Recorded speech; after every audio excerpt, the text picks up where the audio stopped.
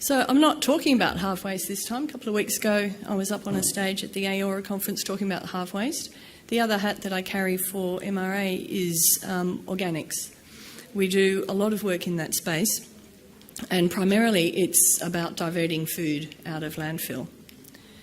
And the reason we focus on food or garden organics is that they're very well worth recovering, but they don't recover themselves. You would have heard Mike say the other day that metals and cardboard, paper, cardboard and metals recover themselves because they have an embedded value. What we need to do with all of the other things that we need to recover is spend some money in doing that. And organics, because they are heavy, they're the ones that are worth targeting if you're going to remove materials out of landfill. The other reason we need to talk about organics is there's 7.3 million tonnes of food going to landfill, and only about 1 million tonnes of that is actually being recovered at the moment. 7 million tonnes generated, about 3.5 million tonnes going to landfill, and we're only really processing or removing 1.1 million tonnes of that. That's worth recovering. That 7.3 million tonnes, the 3.5 million tonnes that we're actually landfilling is probably worth around $18 million in nitrogen and about $14 million in phosphate. They're nutrients that we're losing to landfill. Extremely valuable in our agricultural environments, our agricultural sector. Another reason we need to look at organics is the high greenhouse gas generation. They're very potent. Stick organics into an anaerobic environment and you get greenhouse gas emissions. Close to 7 million tonnes of just the food waste emitted out of the combined organics, 7 million tonnes of greenhouse gas equivalent. We need to be concerned about that. Of the 40 million tonnes of total organics generated, 6.7 million of that goes to landfill. About half of that is MSW and about half of it is C&I organics. We have been spending a lot of time talking about FOGO, which is addressing the MSW part of that equation. And that's a very important part of the equation to deal with. But what we're not really spending an awful lot of time looking at is commercial organics. And Mike coined a new acronym the other day, COGO, commercial, COFO. Is it COFO? Yeah, commercial food. The general waste bin, I think we've seen this graph quite a few times. 53% of the MSW bin is organics. The 35% of that is garden organics, and it's the 17. This council varies. Brisbane showed 26% food. So the amount of food you get in depends on what else is in the other half of the bin. That needs to go a FO or a FOGO service. And I'm starting to make that definition because FOGO is not a universally applied system. We need to tailor how we get those residential food or food and garden out of the bin. And a combined FOGO service is not necessarily going to work everywhere.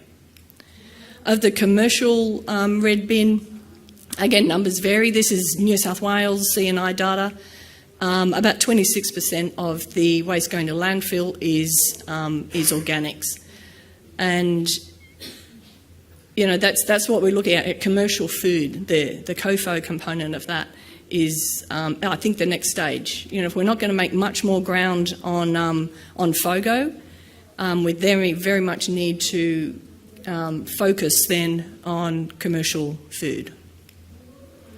So FOGO, really what we're talking about there is getting that 53% New South Wales figure out of the red bin, and while you're at it, get the 13% of recycling out.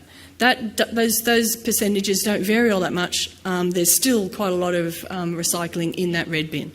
Some of that's education, some of that's convenience, but the 53% of organics out of that bin is where we're headed with FOGO collections. How you do that, you can have FOGO, you can have FO, and there's that question mark over how you might recover the organics that remain in the residual bin. That's a conversation that's ongoing in New South Wales, and we're not sure where that's headed.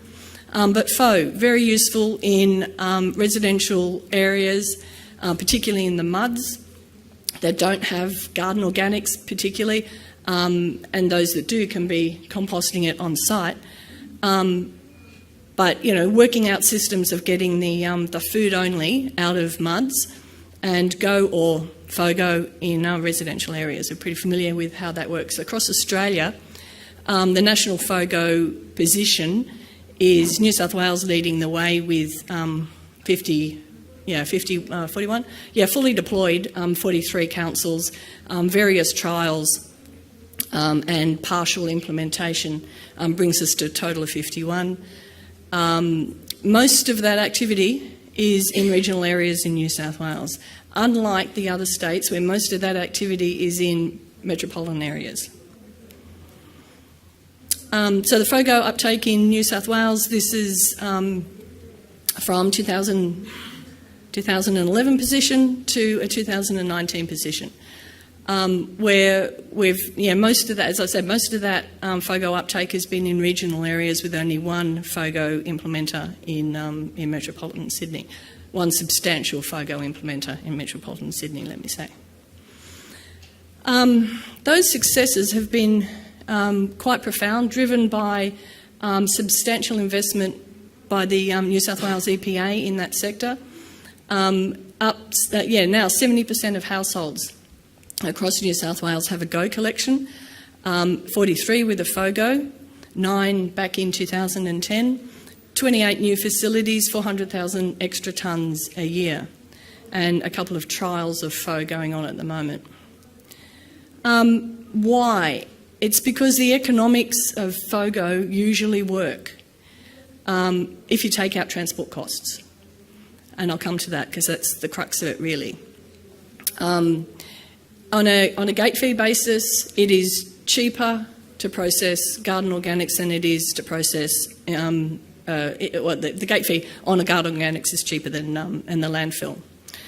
And where it's not is usually because the landfill fee is not, there's either no levy or there's other economic constraints being applied. How do you get that sort of differential?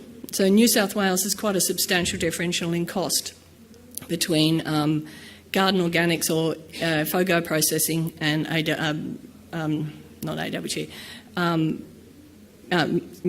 landfill. And that's because there's a whole bunch of policies that can be put into place to make that work.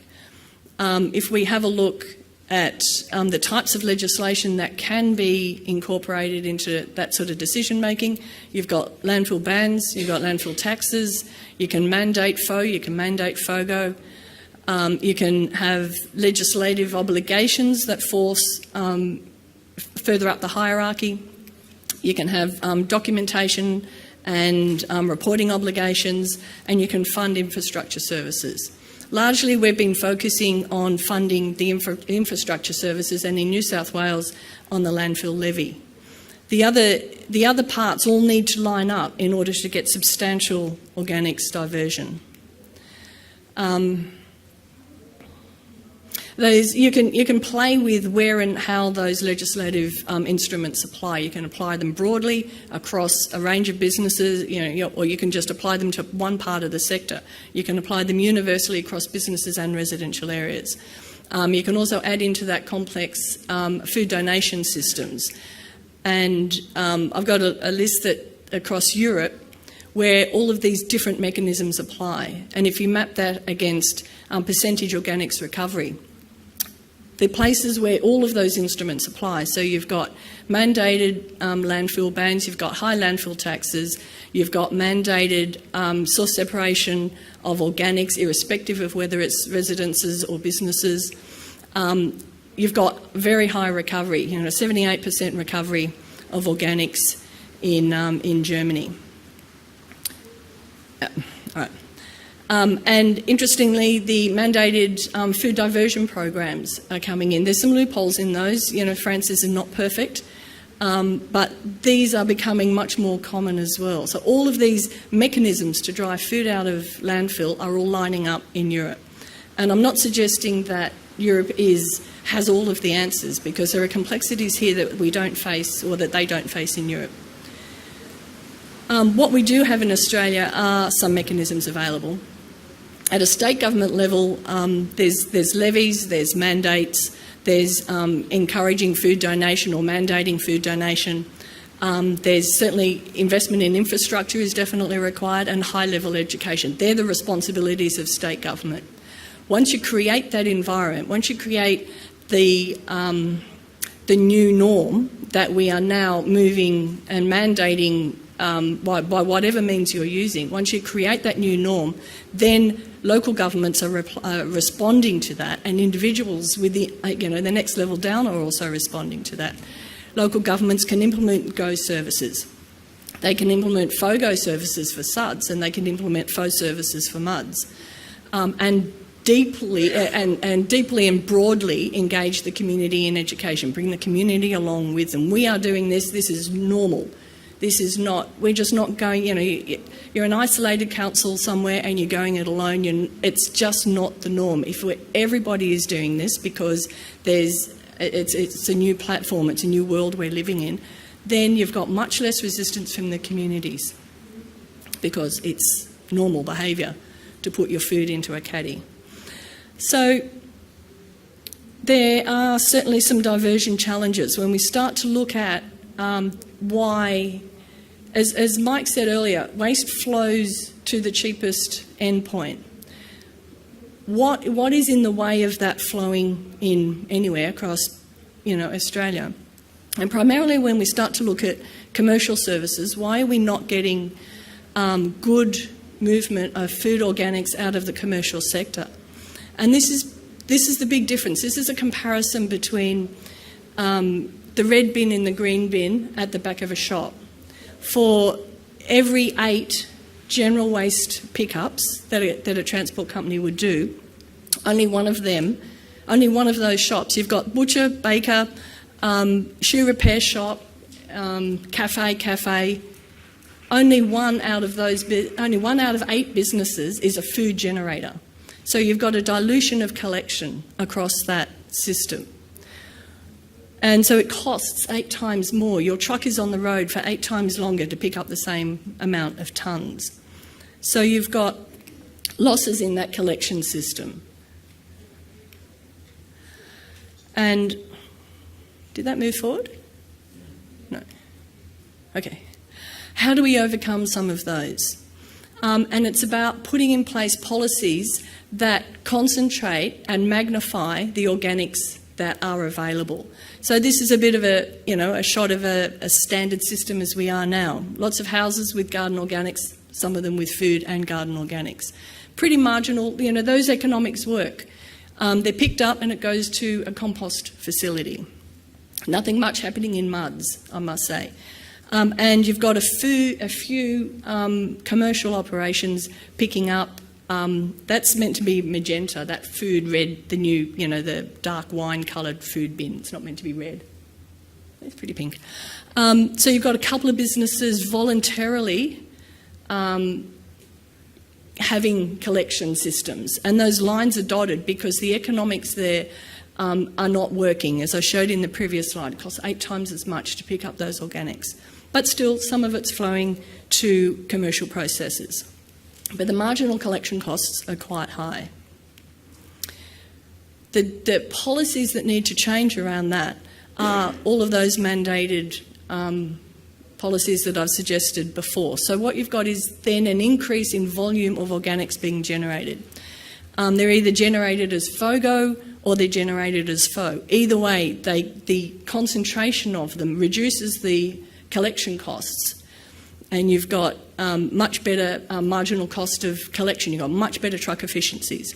Now, that material primarily should go to open windrow, tunnel windrow, tunnel plus windrow composting systems rather than AD, because the economics in Australia is Mark? Yes?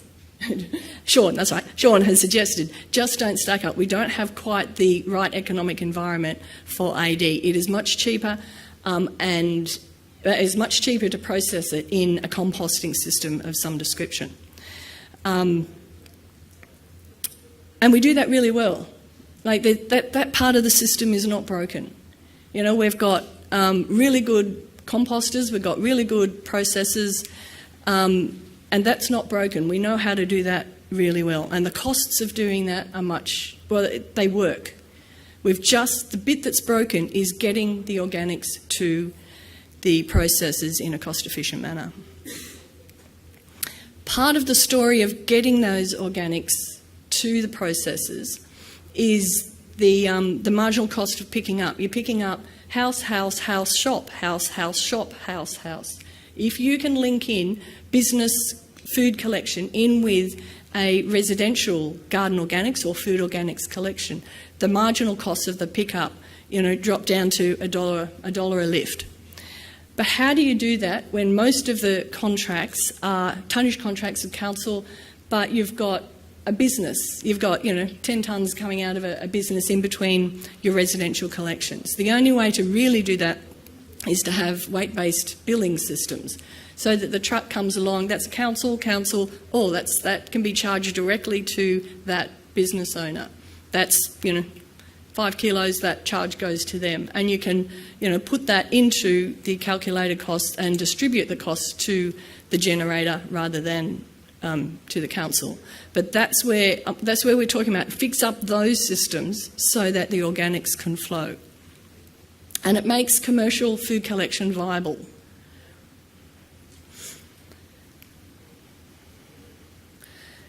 I said that there's no, that part of the system's broken. Some of the arguments that I hear quite frequently against, increasing FOGO collection or increasing commercial collection is there's not enough processors. Well, there's 34 composting processors in New South Wales. I should have dug up the national figures. And the costs range from, depending if it's garden or FOGO, between $80 and $150 a tonne. The anaerobic digester, the only facility we have in New South Wales dedicated to processing food waste. Versus landfill. So, $260 costs there. And Sydney Water are now expressing interest in capturing commercial food or even MUD's food. And they've got 11 possible facilities. So we don't have a processing lack of capacity in New South Wales, and probably not in the rest of Australia as well. There's plenty of them. This doesn't even include the Sydney water sites that could easily be a part of this, or in fact all of the wastewater treatment plants could also be a part of this equation. That's not broken. We also have plenty of composting markets.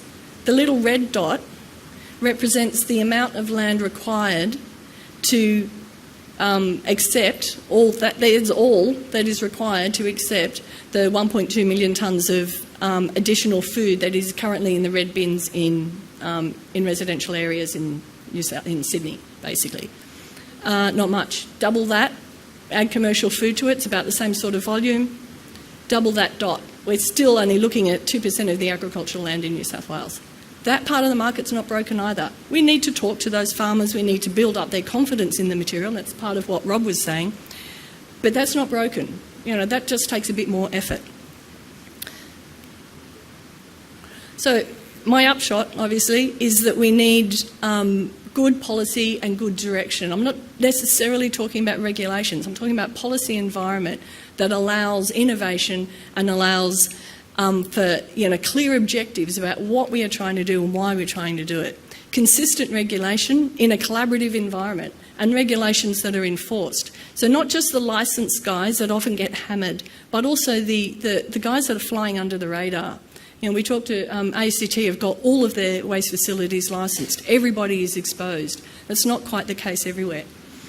Strong industry collaboration. We've heard that a lot of times over the last 2 days. And transparent report data and reporting of that data. New South Wales EPA, the other EPAs are collecting a lot of data. We're just not seeing it.